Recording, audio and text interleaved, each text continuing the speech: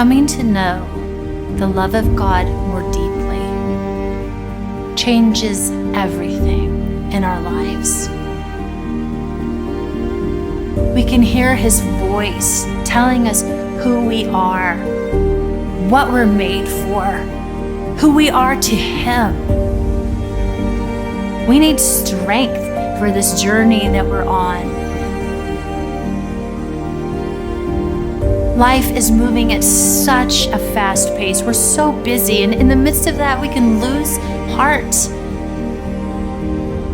And friends, that's a dangerous thing to do because your life matters. Your heart matters. Your heart matters to God. And you can get it back. What does it mean to be a woman? Is femininity something that is just socially constructed? Welcome. I'm Stacey Eldridge, and I am so glad that you are with us. In this 6-part series, we're going to be going on a treasure hunt. It's a treasure hunt for the true heart of God and for that deep, beautiful, feminine heart that He placed in you. What did God mean when He said in Genesis 1:26 and 27, "Let us make man in our image, in our likeness, and let them rule over the fish of the sea and the birds of the air, over the livestock, over all the earth, and over all the creatures that move along the ground." So God created man in His own image. In the image of God, He created him. Male and female, He created them. The very first thing we learn about human beings is that they are made in the image of God. And the second thing we learn about them is that they are made as either male or female. This is going to help a lot of women make sense of their lives, because if we know who we are, if we know how we're designed, it helps us make sense of our stories and plan for our future.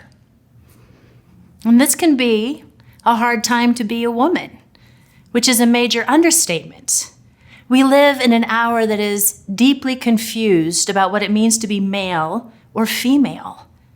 Well, God cares so much about that, cares so deeply about the image that He has placed in us, about gender, about your feminine heart. Jesus shares this worldview, by the way, because He says in Matthew 19:4, "Haven't you read? In the beginning, He created them male and female." The fact that you have a feminine heart is actually the most important thing for you to know about yourself. Let's add to Genesis 1, another passage, this one from Proverbs 4:23.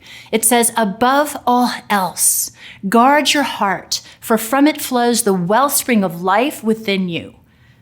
Above all else? Why?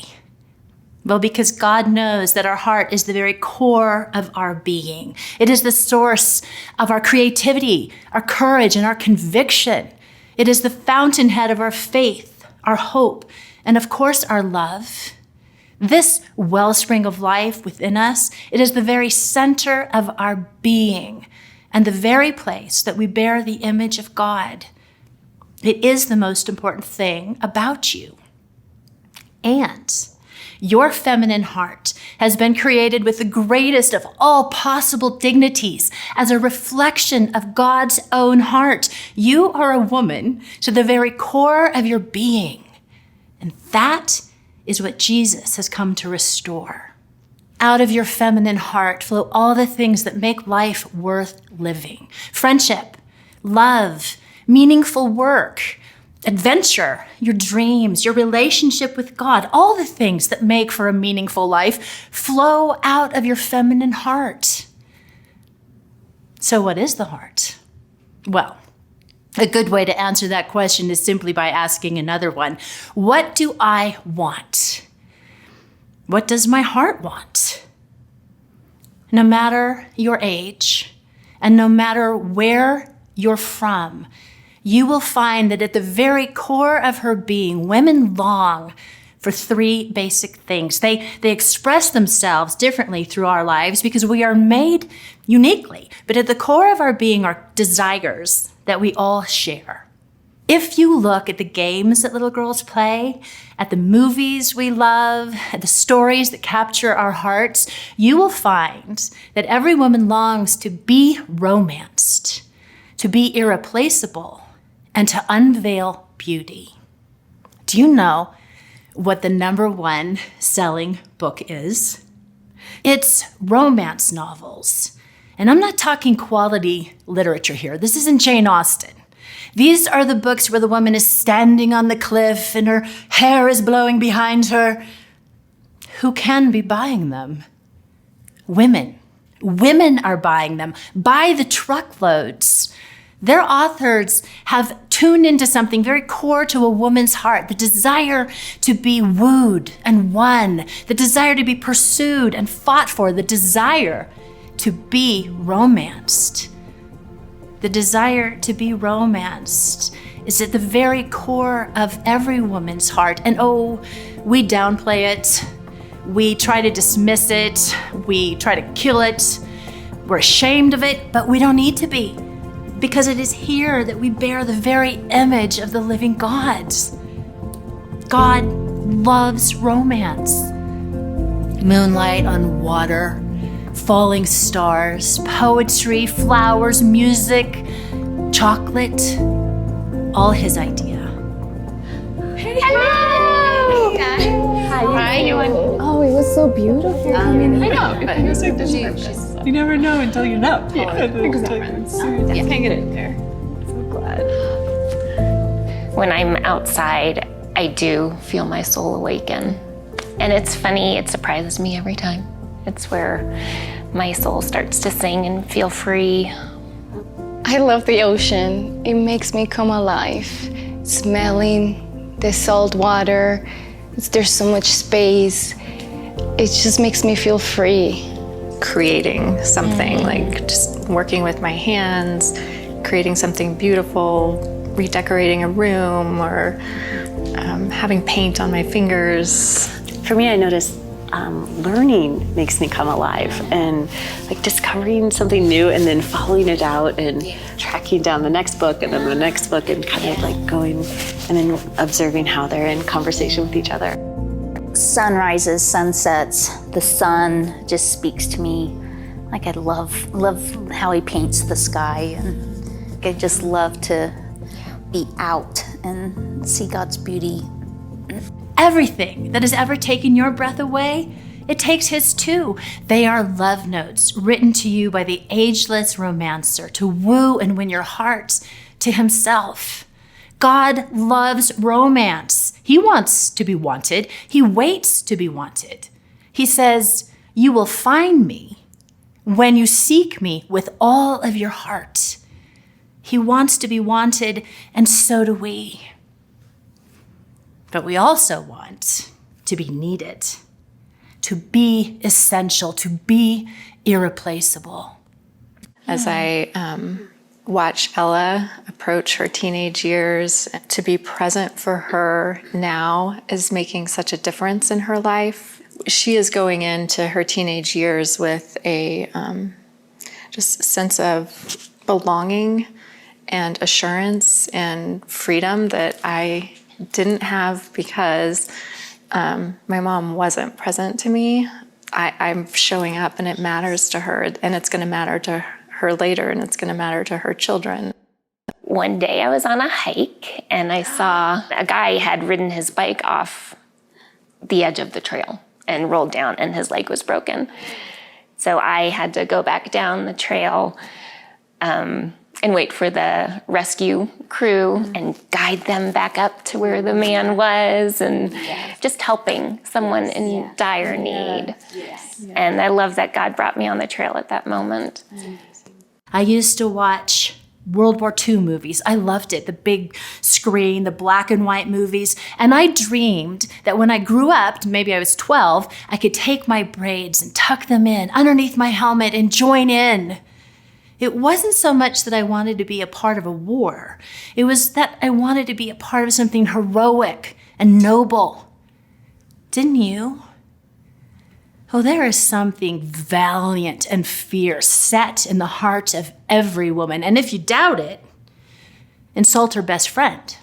But if she has children and you want to take your life in your hands, then insult her child. There is a strength in you, given to you by God on behalf of others. And something in the heart of a woman wilts like flowers without water if we believe ourselves to be unnecessary, unneeded, easily replaced. She's made to be essential. She wants to play her irreplaceable role in a heroic adventure that is shared. It is for such that we were made. And it is here that we bear the very image of God. My son, every Friday at his school, they have like a performance. And so I know it's important for him to see me in the crowd. I know that he's looking for me. And when we find eye to eye, I go like this, and he kind of like doesn't want to show it because he's on stage, but I know he gets it, and he just smiles at me. I just love that feeling that he needs me there and I can be there for him. Women want to have a beauty all their own to offer. Look at the games that little girls play. Many little girls will spend hours playing dress up. Grandma's old nightie is a ball gown. Dime store beads are priceless jewels, and mom's old shoes are glass slippers. And many little girls will spend hours dressing up and then coming out saying, "Do you see me?" There also is a time when a lot of little girls will not wear it unless it twirls. And if it sparkles, so much the better. Where I find joy in making something beautiful is when I have people over for a meal. I love like to set the table, and it's not that I have like finery or anything, but I just love like that, the moment when it's like everything is either being cooked or it's right before they arrive, and I have the table set, and then when it tastes good on top of it, Yes. there's so much joy in that. For my wedding day, I was 23 years old, and I love my dress, I like the makeup, but I don't remember feeling that beautiful because my mom didn't show up. I remember trying to like glance to see if she would be in the front row. She never made it. On my 40th birthday, I just wanted to feel beautiful, and a very close friend of mine that I love, she came in and she mothered me. She took me to Nordstrom's, and on my birthday, I felt so beautiful. I felt so seen. I struggled with a lot of self-contempt and a lot of rigidity in my body, and I felt like the essence of beauty is like fluid and spontaneous, and instead I felt like the antithesis of fluid and spontaneous. And so I felt like beauty was just like the thing that was at the heart of beauty was the very thing that I was disqualified from because of my rigidity and my inner violence and antagonism toward myself. And I remember actually at a wedding, and I had a dress that I loved, and I felt free, and I felt alive, and I felt present, and I felt winsome, and I felt like the opposite of rigid and antagonistic. My dear friends looked at me and said, "You look and are so beautiful." And I could actually receive it and believe it. And it was like when I was 37 or 38, it was a long time coming. Every little girl is born with a question. And it goes something like, "Do you see me? Do you delight in me? Am I captivating?" And whether she is wearing a sparkly, twirly skirt or she is covered in mud, whether she's asking with words or only with her eyes, every little girl is asking, "Do you see me? Am I lovely?" It is an ageless longing. God has set eternity in our hearts. The longing to be beautiful is there as well. Your heart matters. And too many women are losing heart. Too many women have lost heart already, and we have to get that back. You have to get your heart back. So let's go on this treasure hunt together.